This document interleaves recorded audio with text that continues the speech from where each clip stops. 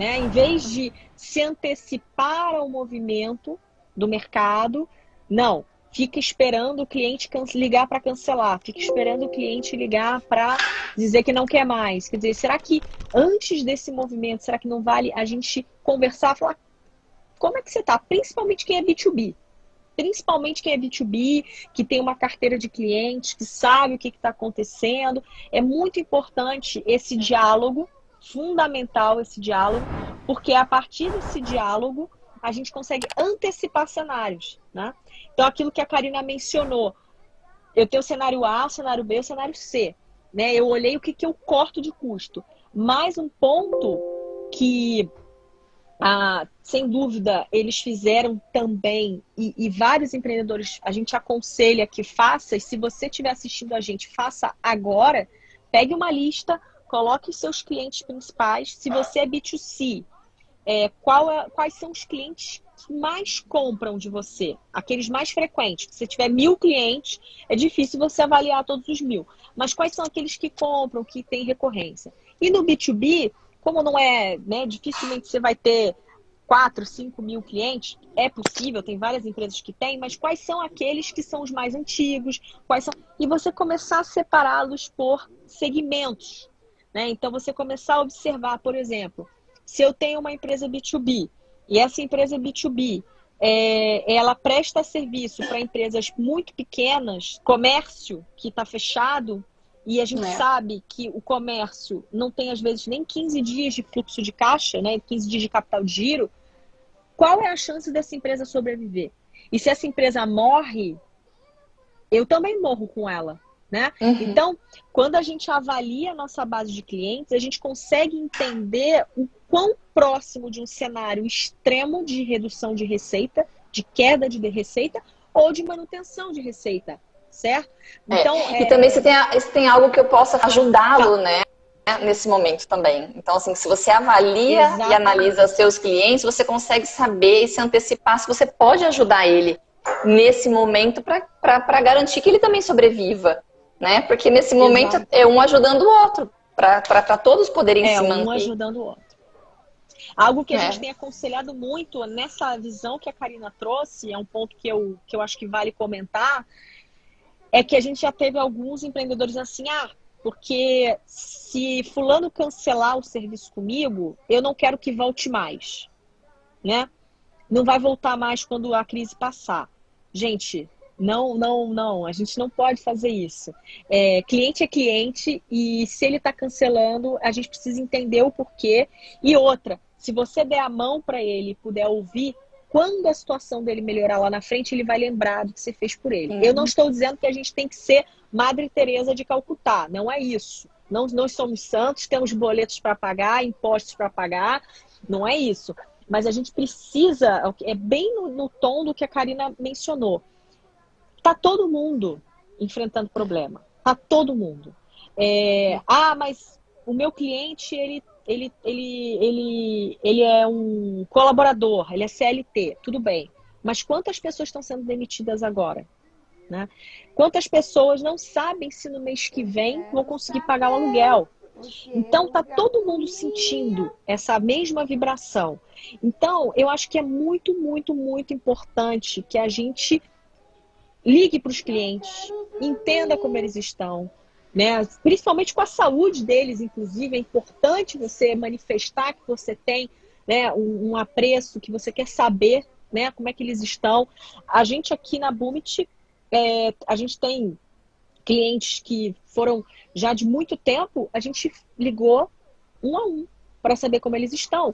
Independente, não quer se vai voltar a ser cliente nosso ou não, mas assim, se nós somos uma empresa que ajudamos empresários a terem uma performance melhor, por que eu vou ignorar esse fato?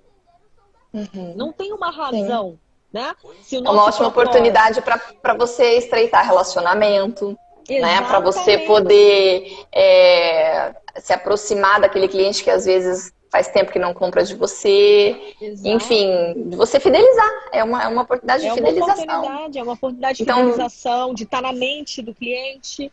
Né? E principalmente, assim, para a base de clientes atuais, é muito importante que a gente entenda como ele está para a gente prever o que pode acontecer com o nosso negócio. Exatamente. Porque a gente vai começar... Né? Não, pode falar, Carol. Não, é só pegando um gancho aqui, por exemplo, que o João falou na semana passada pra gente. Ele falou assim, quando eu mentorei ele na parte do plano de contingência, e eu falei assim, João, você tem que olhar a tua base de clientes agora. O financeiro dele todo alinhadinho. Falei, tua base de clientes, porque se você tiver 80% da tua base na mão de autônomo e comerciante, ou seja, os pais das crianças forem autônomos e comerciantes, você tem um baita problema. Você tem que agir agora. E aí foi quando ele viu que o cenário dele não era um cenário tão crítico, era crítico, mas ele conseguiu reverter boa parte dos churns negociando, quer dizer, porque às vezes o pai fica com vergonha de não poder ter aquele dinheiro, mas ele negociou e criou estratégias por um valor mais baixo, etc. Teve churn, né? Teve cancelamentos? Claro que teve, né? Mas não poderia ter uma abordagem de fechar a porta. Ele se antecipou, né? Então, acho que isso também é muito importante. A gente fez isso também aqui. Nós temos uma outra empresa chamada de Liga Telecom, é um provedor de internet. E é uma empresa que o plano dela para 2020 era expansão. Agora a gente deu uma segurada. Mas falando em se antecipar, então a nossa preocupação com a Liga Telecom os nossos principais clientes são clientes de um shopping aqui de Rio Preto, um shopping atacadista, e o shopping está fechado. Então, diferentemente dos provedores que vendem internet para o público final, os nossos clientes de internet desse shopping estavam fechados. E aí a gente falou assim, bom, eles não estão usando o produto. O que eles vão querer nesse momento é ou cancelar ou suspender o contrato. Então a gente criou uma campanha antes de vencer a próxima mensalidade, né, já prevendo que poderiam ter cancelamentos, enfim, ou inadimplência. E a gente criou um plano para poder garantir a adimplência deles na data do vencimento, e a gente proporcionou desconto nas próximas 2 mensalidades, de maio e junho. Ou seja, garantia minha receita de abril, né, nesse mês onde a gente pode ter tempo de se organizar, e também estamos do lado do cliente e proporcionamos 50% de desconto para ele nas próximas 2 mensalidades. Então, assim, foi muito legal, os clientes já retornaram, nossa, obrigada, olha que legal, ó, manda o boleto que eu ainda não recebi, a gente não tinha nem faturado ainda, e ó, cadê o boleto, eu quero pagar. Enfim, é uma experiência de que a estratégia te dá uma garantia, né, de sucesso, de reversão de um possível problema que você vai ter. Eu acho isso fantástico, e tem uma frase que eu gosto muito de um mentor, que ele sempre me falou isso. Empreendedor, empresário bom é aquele que tem um pé no futuro e o pé no presente. Ó, então vamos lá. Empreendedor bom é aquele que tem um pé no presente e um olho no futuro. Então, assim, não dá, pessoal, para a gente achar que ficar esperando a onda bater é a solução, né? Eu já falei isso aqui algumas vezes, acho que a Karina deve estar até cansada de ouvir falando isso, mas sobre quando a gente está numa situação de medo, de risco, de eminência, nós temos sempre 3 opções, porque é o que o nosso cérebro manda de mensagem. Ou a gente paralisa, ou a gente foge, ou a gente luta, enfrenta. Então, fugir é uma ação. Para alguns é uma ação, eu não vou recriminar, porque às vezes quando você dá 2 passos para trás, você pode dar 20 para frente. Então, ao contrário do que muita gente acha, fugir, né, ou retroceder pode ser inteligente, sim, tá?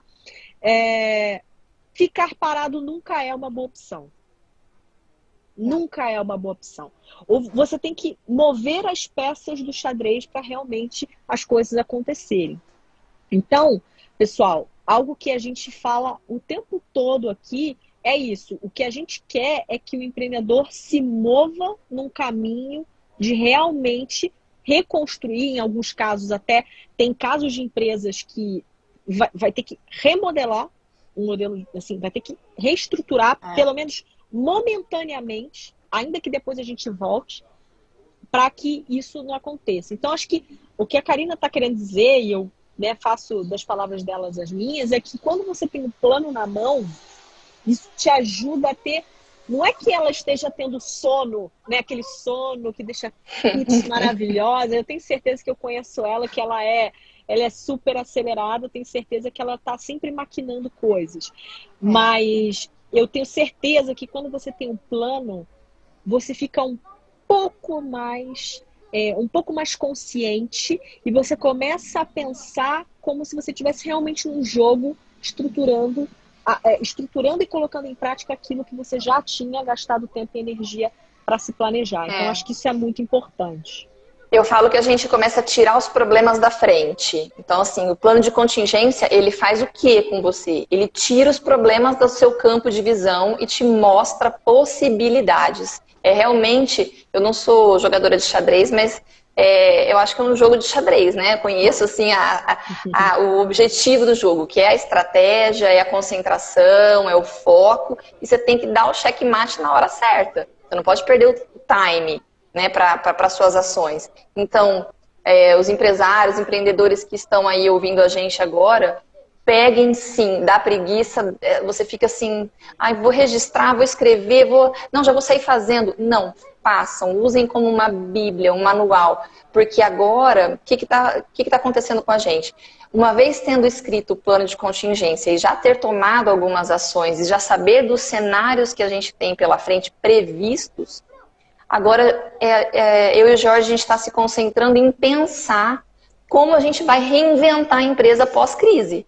Porque achar que vai voltar a ser como era antes, engano. Então agora a gente está monitorando o plano de contingência, né? Mas pensando, o Jorge tem feito um trabalho de treinamento de processos, revendo processos operacionais, treinando pessoas, né? Então identificou alguns gaps, está reescrevendo o fluxograma mesmo, aquelas caixinhas chatas disso, vai para aquilo, vai para lá, vai para cá. E já está treinando as pessoas, e nesse momento a gente tem ideias, a gente fala, nossa, isso era um gargalo, mas a gente consegue resolver de tal forma, porque a gente sai daquela caixinha e pensa mais adiante. Então, por isso que o tema, a crise pode ser uma oportunidade para a sua empresa, eu acho que é um tema muito... Todo empreendedor deveria se debruçar em cima desse tema, né? É pegar o plano e transformar ele numa oportunidade. E eu penso assim, Karina, não sei se você concorda, mas essa não vai ser a primeira e nem a última crise. Jamais. Exatamente. Se a gente olhar, eu nem estou falando só da crise financeira, mas se a gente olhar nos últimos 30 anos, tá? Aproximadamente 30 anos, a gente teve uma epidemia em 1998, uma pandemia que foi a gripe aviária, depois a gente teve em 2008, são 10 anos de diferença, a gente teve a suína, que tem uma diferença, né, com a relação do coronavírus, ela matava mais rápido, porém, né, o contágio era diferente. Né? Então, o grande problema do que a gente está vivendo hoje é que o contágio e a vacina não é algo rápido de se construir. E agora, 12 anos depois, a gente tem o corona. Então, assim, eu acho que ficou para ficar, vamos dizer assim, estou fazendo essa brincadeira, porque o empreendedor que não tem um modelo para se preparar contra a crise, seja no Brasil, global, o mundo é completamente algo globalizado, muito mais globalizado do que era há 20 anos atrás, do que era há 5 anos. Hoje a globalização, né, é um negócio realmente muito maior. A gente vê, por exemplo, que com tudo isso que está acontecendo, o número de avião ainda nos Estados Unidos é gigante e vai continuar sendo. Então, eu acho que o que é mais interessante de pensar é esse plano de contingência. Eu tenho certeza que Karina, Georges e todo o time da fibra ótica, num próximo, quando houver, ela já vai tirar isso da carta. E ela vai pegar, ela já vai ter um modelo mental, né, estruturado. Então, eu acho que esse é o grande ponto. O que a gente tem esbarrado muito aqui na Boomit, não só nos nossos empreendedores, não tanto, porque estão com os mentores ali, mas o que a gente, às vezes, quando a gente recebe algumas mensagens, e-mails, eu fico um pouco assustada com o tão pouco que os empreendedores, muitas vezes, assim, se preocupam em ter um capital de giro mínimo, se preocupam em ter realmente um plano mínimo. Isso não entendam que é uma crítica, caso você não tenha um plano ainda. Mas é porque o empreendedor, ele vive o presente mesmo. Por isso que ele é empreendedor. Né? Se ele fosse... Né, é isso, é a natureza de pegar, ir lá e fazer. Pegar, ir lá e fazer. Teve a ideia, executa. Ideia, executa. E aí, no momento de crise, voltar para planejar é um grande desafio. Então, acho que é muito legal tudo isso que a Karina está mencionando. E o que é mais interessante disso é que eles criaram uma base importante para pensar o que vem na frente, o que vem no futuro.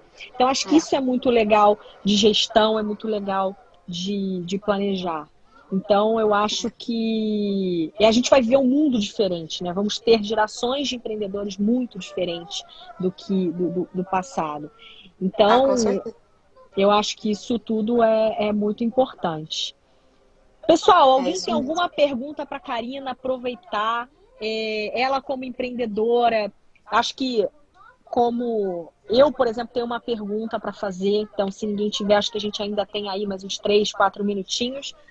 Mas, Karina, você como empreendedora, como mulher, né, acho que é uma posição que a gente vive nesse dilema, né, de mulher, mãe, filho, empreendedora, né? Então eu vejo que as mulheres estão ocupando muitos espaços, mas a gente não tem, muitas vezes, o nosso espaço, a gente deixa esses espaços e não tem ninguém para ocupar esses espaços, então a gente acaba ocupando vários espaços. Então a gente tem um pé na empresa, um pé em casa, um pé, né? Então daqui a pouco a gente vira meio isso. Mas o que eu queria te perguntar é, o que para você, nesse momento de crise, assim, quando chegou a onda, como é que foi, assim, para você, como mãe, como mulher, como empresária? Quer dizer, o que o teu lado mais, assim, sentimental falou nesse momento? Para você, assim, medo, receio, o que bateu? É tudo isso junto, é medo, é receio, é insegurança, é pensar assim, nossa, será que a gente vai conseguir? Eu tenho 2 filhos em fase escolar, então vê-los em casa e tentando se adaptar também a uma rotina de aula online foi muito difícil. Fiquei sem a minha funcionária de casa, porque também tive que preservá-la nesse momento. Então assumi todas as tarefas domésticas, o que eu te garanto que não faz parte assim do meu dia a dia. Foi muito difícil administrar, né, os horários da casa, os horários dos filhos, a convivência de todo mundo 24 horas por dia. Então assim, bateu medo, bateu muita insegurança, mas eu fui procurando colocar em blocos, né, e realmente falando assim, bom, deixa eu ver onde eu vou resolver primeiro. A casa, eu falei, eu vou fazer a hora que der. Vou priorizar as refeições, porque as crianças têm que comer e a gente também. Priorizei as refeições. À noite eu ia cuidar da casa, ia fazer algumas coisas que dava para fazer. Botar o lixo lá fora. Botar o lixo lá fora. Não, isso aí a gente faz de dia, né? Porque quem sabe a gente vê a luz do sol. Mas enfim, eu fui colocando em blocos e escolhendo o que eu ia fazer. E obviamente que eu escolhi a empresa, né? Meu foco foi na empresa. Deixei um pouco a faculdade, que ainda, além de mãe, esposa, empresária, também sou estudante, né?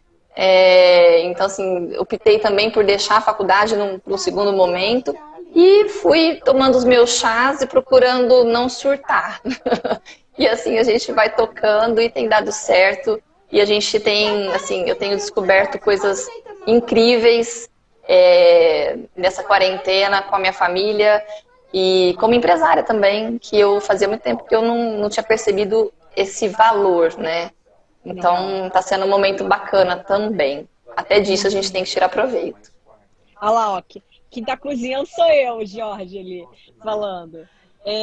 Karina, como você está fazendo para não perder o foco com o cotidiano de uma casa? Acho que pelo que eu entendi, né? Você está organizando Eu tenho uma filha de 13 anos, então todo mundo teve uma tarefa, né? O Jorge cozinha bem, então algumas refeições é ele que faz, a Geórgia arruma a cama, organiza, tira os lixos, mas é eu que coloco lá na frente porque eu preciso ter esse momento de ver a luz do dia.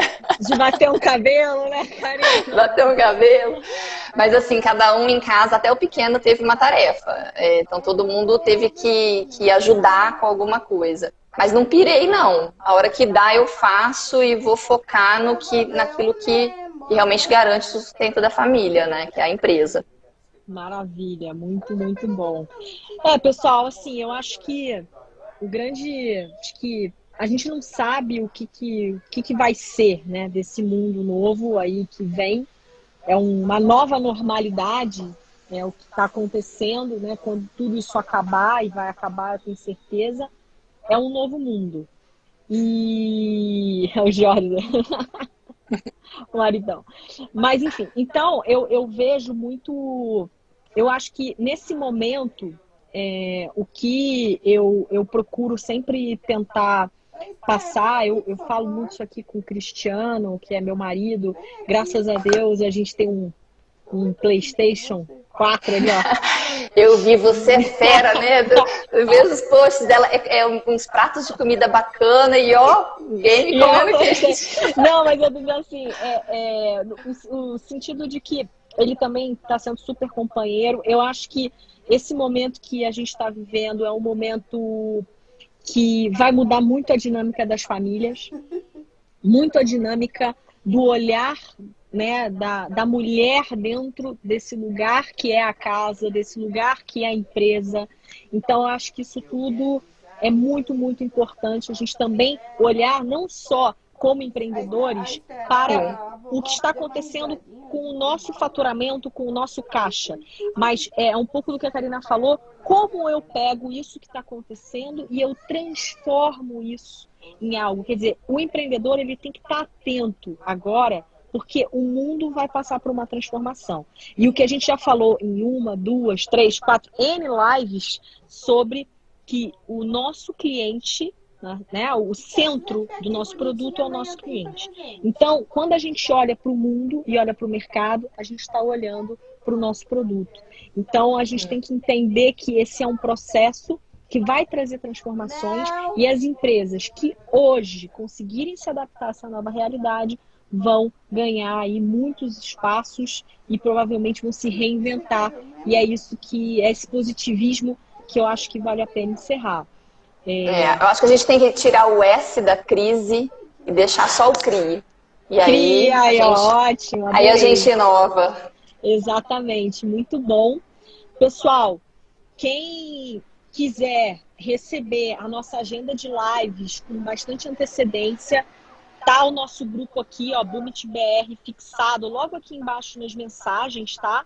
Bem aqui embaixo, Boomit, tá aqui fixo, grupo Responda a Crise, só copiar e cola no navegador, vocês já conseguem entrar nesse grupo. Esse grupo tem conteúdo, tá? Como a Karina falou, a gente não trabalha com especulação, a gente só coloca o que é fato lá.